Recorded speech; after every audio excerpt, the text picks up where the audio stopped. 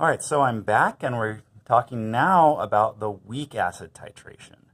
So we said with strong acids versus strong bases that we assumed complete dissociation. We didn't have to do the equilibrium calcs, but unfortunately with weak acids and bases, we sometimes have to do the equilibrium calcs. So that's the equilibrium constant expression with the ice table, etc. But even that is not all the time. So let's talk about when we do and when we don't have to do it. So over the range of a weak acid versus its conjugate base, when you start out and you have all or mostly the weak acid, and to signify that, I'll call that, so this is, so like 100% to 90% in the HA form. So when it's mostly the acid with its proton still attached, that's when we have to do our ice table and our equilibrium calcs. But then when you go into this range in here in the middle, when there's less than 90%, so 80%, 70%, something like that, and you have a mix of both HA and its conjugate base, A minus, that might be something like, could be something like hydrofluoric acid, and you added fluoride, the conjugate base, but maybe you added it in the form of like sodium fluoride or something like that. So you have the acid form and the conjugate base form that you added together. There, you can actually just make this assumption. You can assume no significant changes in the concentrations of the acid form and the conjugate base form. And you can usually, and then that's when we like to go straight to the Henderson-Hasselbalch equation and just plug in, well, what's the concentration of that? What's the concentration of that? And it will pop out a pH right off the bat. And then when you go back to the other end, though, and you go from like 0% of the HA to just 10% of the HA form, then that's when, again, you have to do your ice tables and your equilibrium calcs. So this is easy to understand. This is initially when you added your acid and you didn't add any of the conjugate base. You didn't really start titrating it yet. This, on the other hand, that's at the equivalence point, or near the equivalence point, when you go with this and need to start doing your equilibrium calculations again. So with that picture in mind, let's go ahead and dive in to our problem number 19. So here we're in that initial point of the original acid. So all we've done is we've taken a 26 milliliter sample of our 0.4 molarity formic acid. And we know here we have to do our ice table and our equilibrium calculations. So equilibrium calculations means we need a constant, the Ka, right? So we need to go look that up before we even bother beginning this calculation. And it was on the table attached to your exam, and it's on a table in the back of the book. You can look it up. It is, for formic acid, the Ka equals 1.8 times 10 to the negative 4.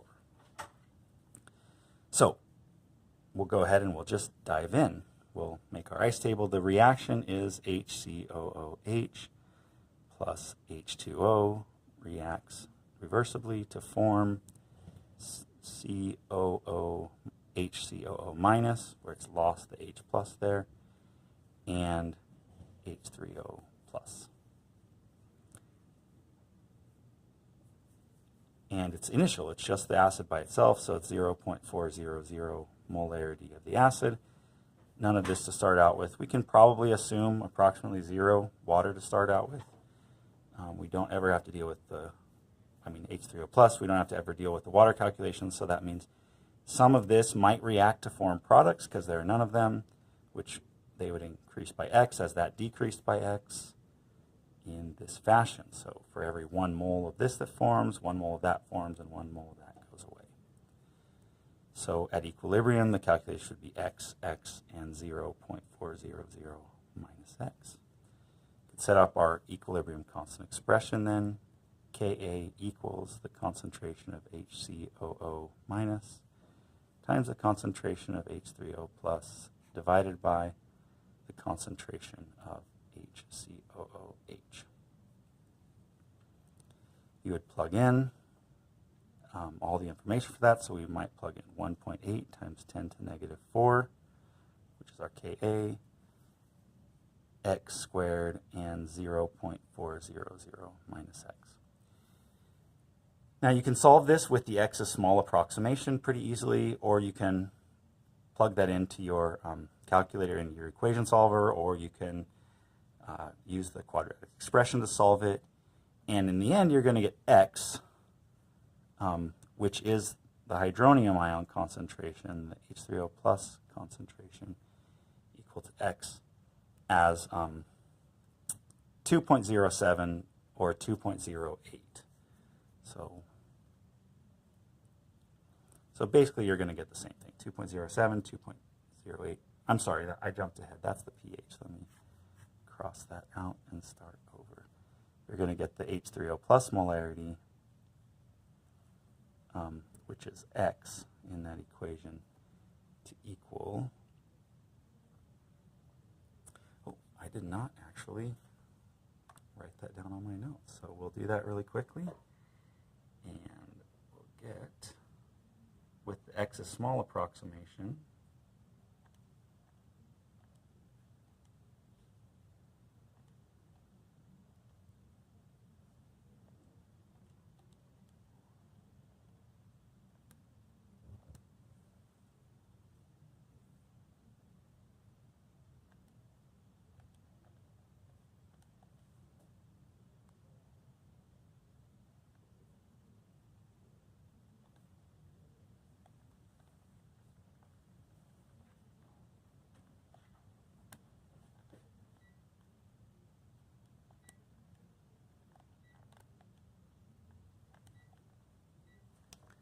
we'll get 0.008485.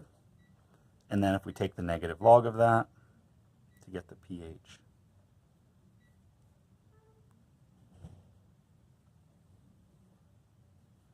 we'll get 2.07.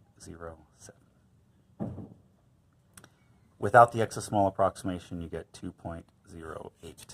So it's basically the same thing. All right.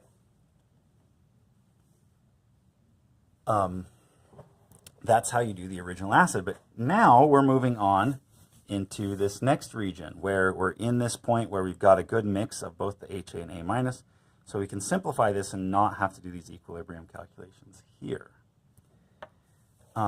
So the only thing that we do need to do is figure out new molarities of each of the forms, the HCOOH and the HCOO minus, because we've added all of this hydroxide here. So we're going to assume that just right at the beginning, before anything else happens, that there's going to be this reaction between HCOOH and the sodium hydroxide, or the hydroxide from the sodium hydroxide. And what that's going to do is going to form HCOO negative and water. So that's how we're going to get our mixture of acid and its conjugate base, by adding hydroxide to convert some of it into its conjugate base. So we can start out with the initial amount, and we want to do this in moles because we're going to be adding varying amounts of different things.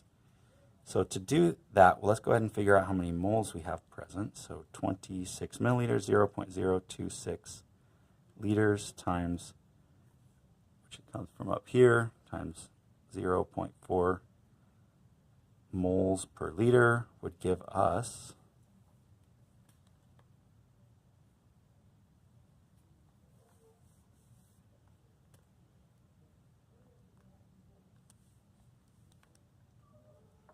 0.0104 moles. So we can put in 0.104 moles. And originally we had none of this. So then when we added the hydroxide, that was that initial situation that we had. When we added the hydroxide, we had 5 milliliters, so 0.05 liters, times 0.380 moles per liter would give us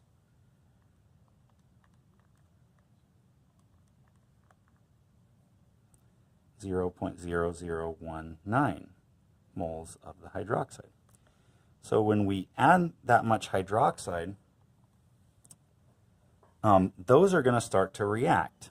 So 0.0019 moles. And they're going to react in a 1-to-1 ratio. It's a 1 mole to 1 mole ratio. So all of the hydroxide is going to react, and it's going to react with 0.0019 moles of the acid.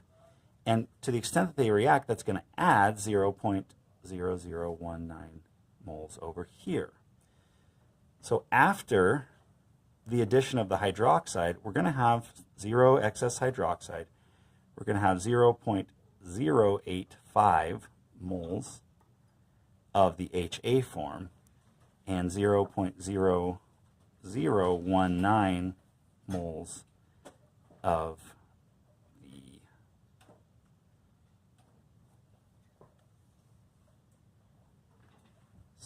I locked out a 0 up here again. 0.0085, that was 0.019 moles of the A- form. So again, just to review, so you can see where I left out the zeros, we calculated 0.0104 moles of the HA form, 0.0019 moles of the OH negative form. All of the OH negative reacted with that much of the HA form to give 0.0085 moles of HA and 0.0019 moles of the A- form. So now we can plug that straight into our Henderson-Hasselbalch equation. pH equals pKa plus the log of the base form over the acid form. And we can actually just use moles directly in this equation because any liters, the total liters of the solution that we plugged in would just cancel out. So the pKa is just the negative log of the Ka, the negative log of 1.8 times 10 to the negative 4, plus the log of 0.0019 divided by 0.0085. So when we plug that into our calculator, we get pH equals 3.09. After